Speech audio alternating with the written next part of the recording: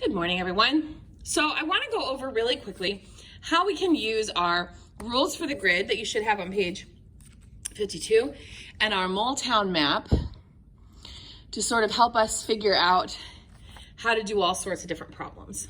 Okay, so I've got a couple examples that we're going to look at here. I'm going to show you how I use these tools to help me set these up. So this one says, in the reaction below, we start with 3.27 grams of hydrogen. How many molecules of water will form? And then here's my equation. So the first thing I would do is look for my number. 3.27 what? Grams of what? Hydrogen. So this right here is going to be my given. Okay? Then I look for the how many or the what are or whatever the question is. And then I look for the unit and the compound. Molecules of water. Okay, so I am starting in grams of hydrogen and I'm going to molecules of water. All right. So the first thing I'm going to do is the same thing I normally do with any calculation is I start with my rules for the grid. Given goes top left with units. Well, my given here is 3.27 grams of H2. Okay, and I'm going to draw a nice long line so I have plenty of room to work. Rule number 2, top left matches bottom right in units. So I'm going to take this grams of H2 and I'm going to drop it down here. And now this is where it gets tricky because I'm trying to get to molecules of water and I'm not entirely sure. We have this rule, any equality can go in any column. What equalities can I use to get from grams of H2 to molecules of water? So this is where I'm going to pull out my mole town map. All right, I'm going to pull this over like this real quick, and I'm going to figure out where am I starting. I'm starting with grams of hydrogen. So we're going to start on the starting out city. We're going to find grams. We're starting here. Okay. I'm trying to get to molecules of water, which is a different compound, so I'm in a different city. All right, and a molecule is a type of particle, so I'm headed to the particle playground.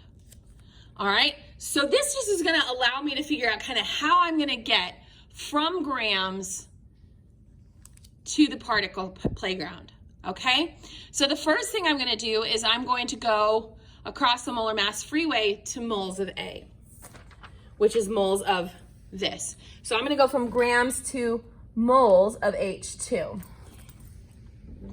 Sorry, don't mean to bump you. All right, that is not where I want to go. So I'm going to draw a hash, and then rule number 2, top left matches bottom right. So I'm going to drop that unit down so that I can get rid of that unit and go where I want to go. Okay, so now I'm in moles of A.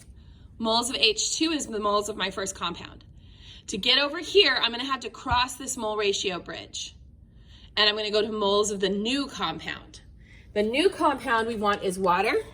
So I'm going to go from moles of H2 to moles of water. Not what I want, so I'm going to rule number 2 this, and I'm going to drop it down, moles of H2O. Okay, so again, everything catty corner matches, grams and grams, moles and moles, moles and moles. They have to match, all right? So now I'm in moles of water, which is here.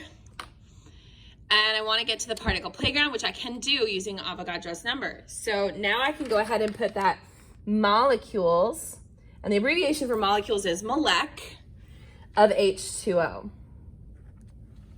Okay? Now, the first thing I need to do before I do anything else is find my mole ratio, circle it, and label it. Okay? And remember, the mole ratio is going to be anywhere you have moles over moles. Okay? So I'm going to circle this because that's where I have moles over moles, and I'm going to label that the mole ratio. Okay? Now I'm going to go back to my rules for the grid to help me finish this off. Rule number 4, moles always get to 1 except the mole ratio. So looking at this, I've got moles in 2 places outside the mole ratio, so I'm going to put 1s in both of those places. And then the mole ratio is the exception. Remember, the mole ratio is where we snag the coefficients from the balanced chemical equation. So water has a coefficient of 2. I'm going to put that coefficient of 2 next to water in my mole ratio. H2 also has a coefficient of 2, so I'm going to put that coefficient here. Okay? Grams always gets the molar mass. So I've got grams in one spot. I have grams of H2. So we're going to get our periodic table in our calculator. Hydrogen has a mass of 1.008. And there are 2 of those, so I'm going to multiply that by 2. That's going to get me a molar mass of 2.016. Now, I have one spot left that doesn't have a number in it, and it's the particles. So now I can go back to my Moletown Road, and I can look, okay, particles, how do I get to particles? It's using Avogadro's number. So particles is going to get that 6.022 times 10 to the 23rd. Okay? So particles is going to get that number. Okay? Now, if you did this correctly, you should be able to go grams of H2 cancel with grams of H2, moles of H2 cancel with moles of H2, moles of H2O cancel with moles of H2O, leaving us with molecules of water, which is what they asked us for. This should be right. So if you use the Moletown roadmap and you use the rules for the grid together, you can set up any problem without having it be overwhelming, okay? So let's try this second example. Let's do something different this time. This one says, in the reaction below, 7.62 grams of NaOH react with hydrochloric acid. How many grams of NaCl will be produced? So again, we want to start by finding our given and our unknown. The given, remember, we want to look for the number. We've got 7.62 grams of NaOH. Remember, we need number, unit, compound. Then I want to look for the question, the how many or the how much or the what is. Here's my question. And so what follows that is what I'm trying to find, grams of NaCl. Okay.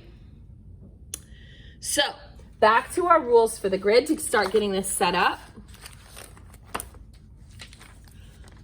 Rule number 1, the given goes top left with units. So I'm going to take this 7.62 grams of NaOH, and I'm going to put it in the top of my grid. Again, I want to give myself lots of space to work here. Okay.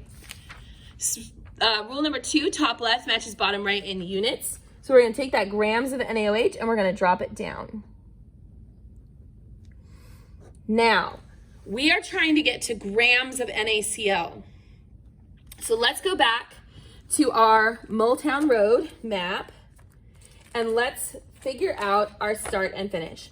We are still starting with grams of one compound. We're starting with grams of NaOH. So that's still a starting point. Then we're trying to get to grams of NaCl, which is a different compound. So we're going to finish over here, grams of a different compound. So we need to go this way. All right, so we're going to follow this path to get from start to finish. So the first thing we're going to do is go from grams to moles of the first compound. So we're going to go from grams of NaOH to moles of NaOH. Rule number 2, top left matches bottom right. So we're going to drop that moles of NaOH down. Now, where do I go from moles of NaOH? So we're here at the mole train station. We want to get here. So I'm going to have to cross the mole ratio bridge and go to moles of the other compound. The other compound, the one we want to finish with, is NaCl. So I'm going to go to moles of NaCl. We're going to top left, bottom right this. So moles of NaCl drops down. So now I'm here at the moles of NaCl. I'm going to cross the molar mass freeway to get to grams. So now I'm at grams of NaCl. All right. First thing we want to do is find and label our mole ratio so we don't get it mixed up. So we're going to circle moles of NaCl over moles of NaOH because that's our mole ratio. And now we're going to go back to our rules for the grid to help us fill this in. Okay, so rule number 4 is moles always get to 1 except the mole ratio. We have moles in 2 places. We have moles of NaOH here and moles of NaCl. So we're going to give those ones a 1. The mole ratio, remember, gets the coefficients from the balanced equation. So for NaCl, the coefficient, there isn't one, so we assume that it's a 1. For NaOH, again, no coefficient here, so we just assume it's a 1. Rule number 5, grams always gets molar mass. We have grams in 2 spots. We have NaOH and we have NaCl. So we're going to get the molar mass of NaOH, 22.990 plus 15.999 plus 1.008 gives us a molar mass of NaOH of 39.997. Now we're going to do the same thing for the NaCl. 22.990 plus 35.453 gives us a molar mass of 58.443. Now, here I have all my boxes filled in with all the numbers that I need, so I'm ready to calculate. All right, so that's how we can use our Moletown roadmap alongside our rules for the grid to help us solve these problems and get them set up so we can get the answers right.